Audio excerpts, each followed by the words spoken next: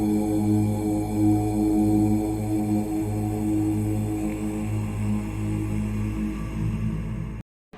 दोस्तों and welcome to my channel astro नक्षत्र।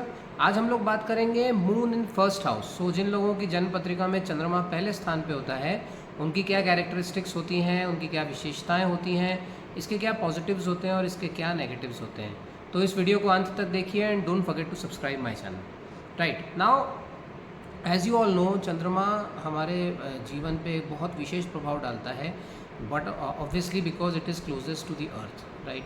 और चंद्रमा पृथ्वी के इतने नज़दीक होने की वजह से इसका ट्रांजिट भी जो होता है वो बहुत फास्ट होता है, क्योंकि ये बहुत फास्ट मूविंग प्लैनेट है, राइट। और 2.5 दिन में ये एक राशि के ऊपर से अपना गोचर समाप्त कर देता है।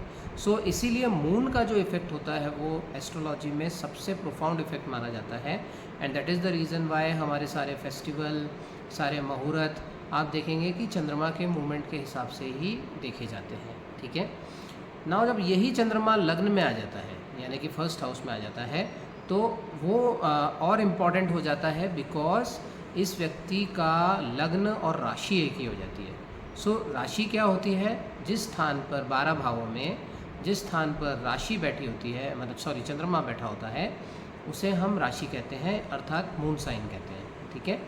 नाउ ये चंद्रमा जब लग्न में आ जाता है तो ऐसे व्यक्ति का लग्न और राशि सेम हो जाता है, एंड इनके जीवन पर जब भी उस पर्टिकुलर ग्रह का प्रभाव पड़ता है या उस ग्रह की दशा, अंतर्दशा, ट्रांजिट होती है जो उस भाव का स्वामी है, उस लग्न का स्वामी है, तो ऐसे ऐसे कंडीशंस में देखा गया है कि इनको लाइफ में काफ़ी प्रोफाउंड इफेक्ट मिलते हैं।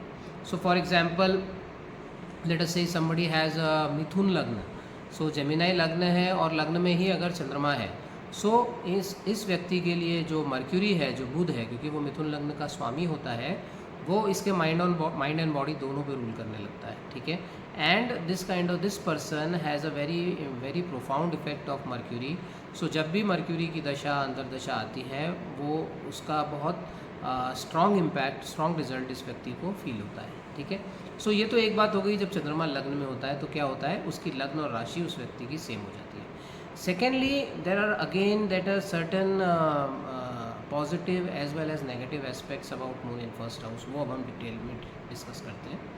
लेकिन हमें एक चीज़ का और ध्यान रखना चाहिए, ये मून जो लग्न में होता है, ऐसा नहीं है कि ये मून सिर्फ लग्न में है, या फॉर एग्जांपल ये मिथुन राशि का चंद्रमा है तो हम इस पर एक स्टीरियोटाइप प्रेडिक्शन दे दें, ये आपको कभी नहीं करना है।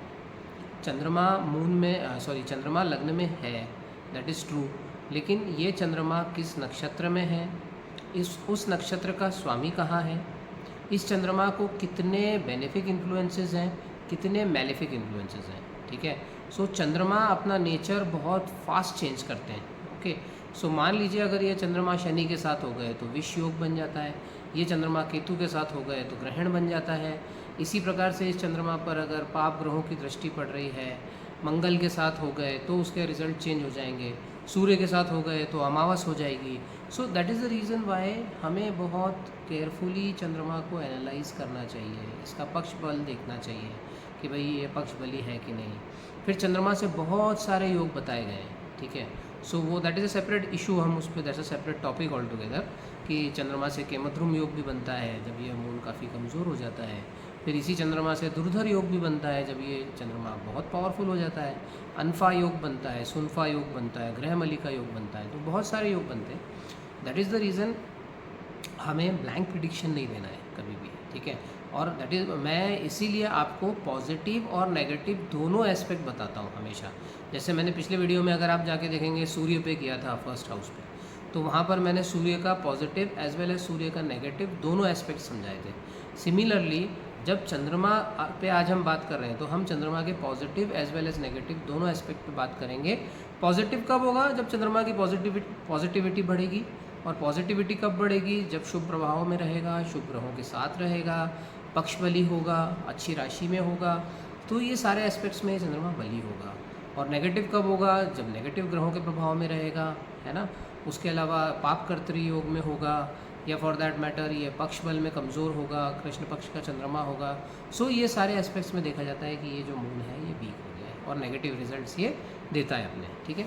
नाउ जिन लोगों के हम बात करते हैं जिनका चंद्रमा फर्स्ट हाउस में होता है, पहले बात कर लेते हैं इसके पॉजिटिव इम्पैक्ट क्या है। तो सबसे बड़ा और पॉजिटिव इम्पैक्ट जो मुझे लगता है वो ये होता है कि they are very emotional, they are very caring and they are very kind hearted people. So जिनका भी मून लग्न में पॉजिटिवली फंक्शन कर रहा है वो काफ़ी इमोशनल लोग होते हैं, काफ़ी काइंड हार्टेड होते हैं, उन्हें दूसरों के लिए काफ़ी एम्पैथी होती है, काफ़ी केयर होती है।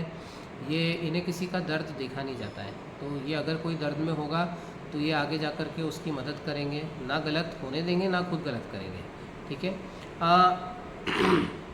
इनका काफ़ी बड़ा सोशल सर्कल होता है।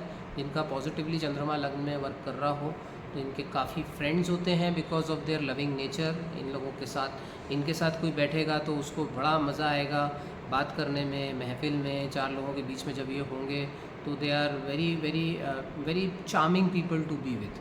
सो people like to be with them, people like to interact with them. इनकी वॉइस, इनका स्पीच बहुत अच्छा होता है। They are very artistic people. इनका चंद्रमा लग्न में बहुत बेनिफिशियली वर्क कर रहा होता है और दे आर वेरी क्रिएटिव। इनका काफ़ी आर्टिस्टिक बैंड ऑफ माइंड होता है और they are very beautiful to look at. So if you see किसी का चंद्रमा अगर लग्न में होता है तो ये काफ़ी खूबसूरत दिखते हैं। इनका गोल सा चेहरा होता है, चेहरे जो होता है वो राउंड होता है। इनका कॉम्प्लेक्शन फेयर होता है and they are very good to look at, they are very good to interact with. ये सारी क्वालिटीज़ आती हैं जब चंद्रमा लग्न में होता है। ये मन से बड़े मजबूत होते हैं क्योंकि चंद्रमा जो होता है मन का कारक होता है। सो मून अगर लग्न में फर्स्ट हाउस में अच्छा फंक्शन कर रहा है तो ऐसे लोगों का प्रायः देखा गया है कि कॉन्फिडेंस लेवल जो होता है वो बहुत हाई होता है। ये काफ़ी अच्छे से अपनी बात को रखते हैं, मन से बहुत बड़े स्पष्ट होते हैं, मन से बड़े शांत होते हैं और हमेशा अच्छा करने वाले और अच्छा सोचने वाले लोग होते हैं। ठीक है ना। एक और चीज़ होती है, जिनका मून लग्न में होता है उनकी आप एज नहीं जज कर सकते क्योंकि ये हमेशा अपनी एज से ये लोग छोटे दिखते हैं। इनका एक यूथफुल अपीयरेंस हमेशा बना रहता है अगर ये मून अच्छा फंक्शन कर रहा है और ये अच्छी स्थिति में बैठा हुआ है। Okay, now let us talk about moon जब नेगेटिवली प्लेस्ड हो लग्न में। ओके, जैसे कि मैंने पहले योग बताया है, जैसे भी नेगेटिव इन्फ्लुएंसेस बताए, अगर ये चंद्रमा नेगेटिवली इन्फ्लुएंस्ड है तो आप इसकी पहचान कैसे करोगे। ठीक है, ऐसा व्यक्ति बहुत ओवर थिंकिंग में इन्वॉल्व रहता है। ठीक है, आप बोलोगे यार ये आदमी कभी शांत क्यों नहीं रहता, तो वो काफ़ी ओवर थिंकिंग में रहेगा। उसके मूड स्विंग्स काफ़ी देखने को मिलेंगे अगर लग्न में चंद्रमा है तो। कोई भी बात सोचेगा तो वो सोचते ही रहेगा। He will never be at peace, he will always keep on thinking. या कहना चाहिए रिसर्चर्स जो बैंड ऑफ माइंड होता है, बहुत ज़्यादा थिंकिंग भी सेहत के लिए नुकसानदायक हो जाती है। ओके, सो जब नेगेटिवली वर्क करेगा मून तो इस तरह के कैरेक्टरिस्टिक्स देखने को मिलते हैं। डिप्रेशन और एंग्जाइटी के भी पेशेंट्स ये लोग बन जाते हैं लंबे समय में because they trouble their mind a lot. Okay, ऐसे लोगों को एक अननोन चीज़ का फियर हमेशा हॉन्ट करता रहता है। जिनका मून लग्न में नेगेटिवली वर्क कर रहा है तो उनको हमेशा ऐसा लगता रहता है अरे मैं आज सब कुछ अच्छा है, कल सब खराब हो गया तो क्या होगा।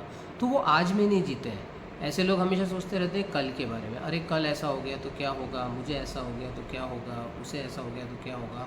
They are always worried, they are always anxious, they are always tensed.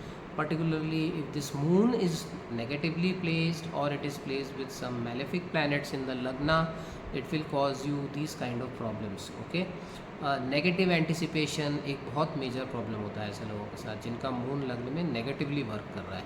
Okay, so negative anticipation बहुत ज़्यादा होता है। किसी भी चीज़ को गलत एंगल से पहले देखते हैं सही एंगल से देखने की बजाय। ओके, सो कोई अगर उनके अच्छे के लिए भी कोई कार्य कर रहा होगा उसको भी ये क्या गलत नज़रिए से देखते हैं। इनको ऐसा लगता है कि अरे ये मेरे भले के लिए नहीं हो रहा है, ये मेरे से अच्छे से बिहेव क्यों नहीं कर रहा है, या ये आदमी मेरे लिए नेगेटिव क्यों सोच रहा है, जबकि वो आदमी उसके लिए नेगेटिव सोच ही नहीं रहा होगा। ओके, सो ये एक बहुत मेजर फैक्टर होता है। जेलेसी इन लोगों के अंदर काफ़ी होती है अगर ये मून काफ़ी इल प्लेस्ड है। सो ऐसा देखा गया है, मैंने बहुत सारे केसेस में देखा है jealousy leading to some kind of mental illnesses, mental disorders and lot of problems that follow. So that is the reason why a positive moon is a blessing in the lagna, but a negative moon is a big problem.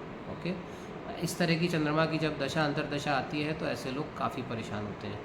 One more negative aspect about moon in lagna is that such people are troubled by lot of sinus and nervous system से related जो issues होते हैं neurological जो disorders भी होते हैं वो moon से देखे गए हैं अगर चंद्रमा लग्न में होता है तो। और ये नेगेटिवली अगर फंक्शन कर रहा है तो नज़ला, सर्दी, जुकाम, ये सारे प्रॉब्लम्स इन लोगों के अंदर आ जाते हैं।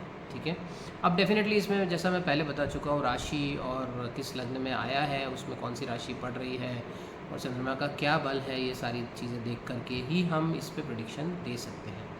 एक बात ज़रूर है कि अगर ये चंद्रमा पंचमी से लेकर के, ये कहना चाहिए कि शुक्ल पक्ष की पंचमी से लेकर के और कृष्ण पक्ष की चतुर्थी तक का होगा तो ये काफ़ी बली चंद्रमा होगा, ये इनको बेनिफिट्स ज़रूर देगा। और दूसरा, इनकी आयु में ज़रूर वृद्धि करेगा क्योंकि चंद्रमा जो होता है वो आयु कैलकुलेशन में भी काफ़ी इंपॉर्टेंट रोल प्ले करता है। ओके, सो ये मैंने ब्रीफ में आपको बताने की कोशिश की है। आई होप आपको ये वीडियो अच्छा लगा होगा और मैं इसी सीरीज़ में आगे मैं मंगल पे वीडियो बनाऊंगा बहुत जल्दी, जहां आपको मैं बताऊंगा कि मंगल के लग्न में होने के क्या फ़ायदे क्या नुकसान होते हैं। और ये हम एक महादशा पैटर्न को फॉलो करेंगे। तो जिस तरह से महादशाएं चलती हैं कि सूर्य, फिर चंद्रमा, फिर मंगल, फिर राहु, इस तरह से ये हमारा पैटर्न जो है पूरा आगे चलेगा। राहु के बाद में गुरु, गुरु के बाद में शनि, फिर बुध, इस तरह से and then Ketu and then Shukra. So जितने भी मैं वीडियोस बनाऊंगा हमेशा वो ये महादशा पैटर्न पे ही चलेंगे ताकि आपको समझने में आसानी हो। So I hope you like this video, do subscribe to my channel and keep watching these videos for more information and more updates. Thank you so much. नमस्कार।